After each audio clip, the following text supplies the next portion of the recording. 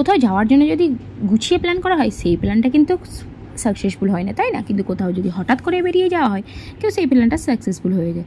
এই যে আমরা ইভিনিংয়ে ভাবলাম চলো হঠাৎ কোথাও ঘুরে আসি, কোথায় যাব, এই যে চলে গেলাম এইখানে পাঁচলা মেলায়। আমি যদিও জানতাম না যে এখানে সুন্দর একটা মেলা বসেছে। এই যে আমাদের পুচকিটা সে বললো ওখানে সুন্দর একটা মেলা বসেছে, আর ওখানে যে থিমটা জাস্ট অসাধারণ, ডেকোরেশনটা কিন্তু খুব সুন্দর করেছে। মানে ঈদের মেলার সচরাচর এই ধরনের থিম আমি দেখিনি।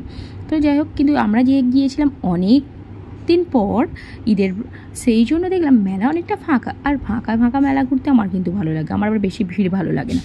তো এই যে দেখলাম মেলাতে কিন্তু দোকানপাট খুব যে খারাপ বসেছে তা নয়, অনেক কিছুই দোকানপাট বসেছে যেরকম সচরাচর প্রত্যেকটা মেলাতেই বসে।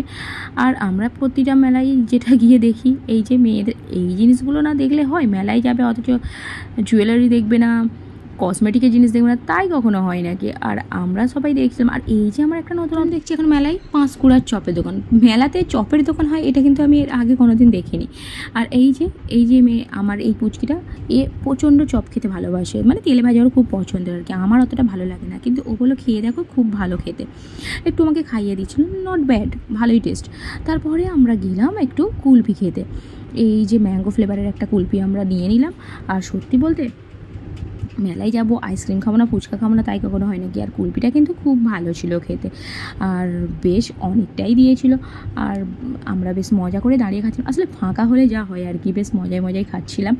আর তারপরে এরপর কি করা যায় ভাবছিলাম যে কি খাবো, আর দেখলাম ফুচকা। আরে মেলায় গেছি ফুচকা খাবো না তাই কখনো হয়?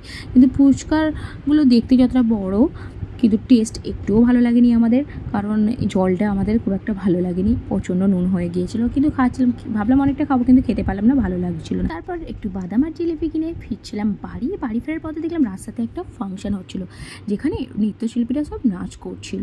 তো দেখলাম বেশ ভালো নাচ করছিলো। যাই হোক, কাজের ব্লগটাই পেয়ে, টাটা।